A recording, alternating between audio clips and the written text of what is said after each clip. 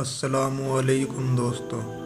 जब हज़रत इब्राहीम अलैहिस्सलाम आग से सही सलामत वापस आ गए और उन्हें कुछ नहीं हुआ तो ये बात पूरे बाबिल शहर में आग की तरह फैल गई और हर तरफ इसके चर्चे होने लगे। और जब ये बात बाबिल के बादशाह नमरूद को पता चली तो उसने हज़रत इब्राहीम अलैहिस्सलाम को अपने पास बुलाया। रिवायतों में आता है 4 बादशाह दुनिया में ऐसे हैं जिन्होंने दुनिया के बेशतर हिस्से पर हुकूमत की। नमरूद भी इनमें से एक था। ये सरकश और जालिम बादशाह था। इसने खुदाई का दावा कर रखा था और ये खुद को लोगों से खुदा कहलवाया करता था, और जो शख्स इसे खुदा नहीं मानता था ये उस पर बहुत जुल्म करता था।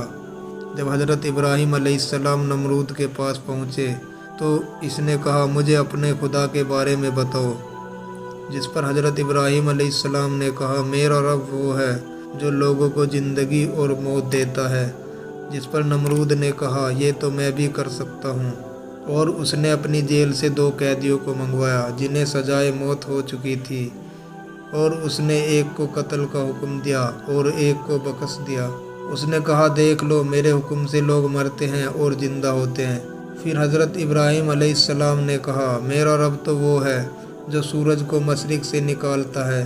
अगर तू खुदा है तो इसे मगरिब से निकाल कर दिखा। जिस पर नमरूद लाजवाब हो गया और उसने हज़रत इब्राहीम अलैहिस्सलाम को कहा कि हम तुम्हें इस मुल्क में नहीं रहने देंगे, और उसने हज़रत इब्राहीम अलैहिस्सलाम को बाबिल से निकाल दिया।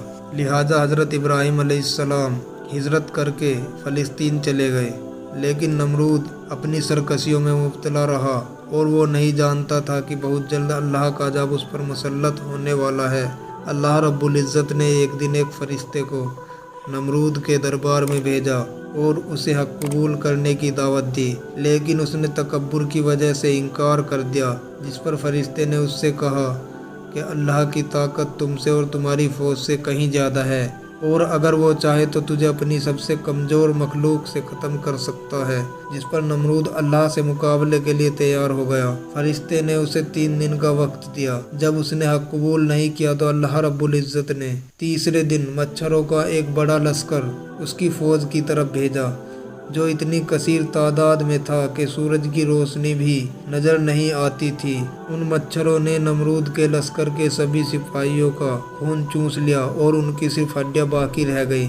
एक मच्छर नाक के रास्ते नमरूद के सिर में दाखिल हो गया और इसके दिमाग को खाने लगा, जिससे नमरूद के सिर में नाकाबिले बर्दाश्त दर्द होता। लिहाजा नमरूद ने उससे बचने के लिए अपने सिपाही से कहा कि उसके सिर में डंडा मारे और उसके सर को पीटे। जब सिपाही नमरूद के सर पर डंडा मारते तो मच्छर काटना बंद कर देता, और अगर सिपाही डंडा मारना बंद कर देते तो मच्छर फिर काटना शुरू कर देता।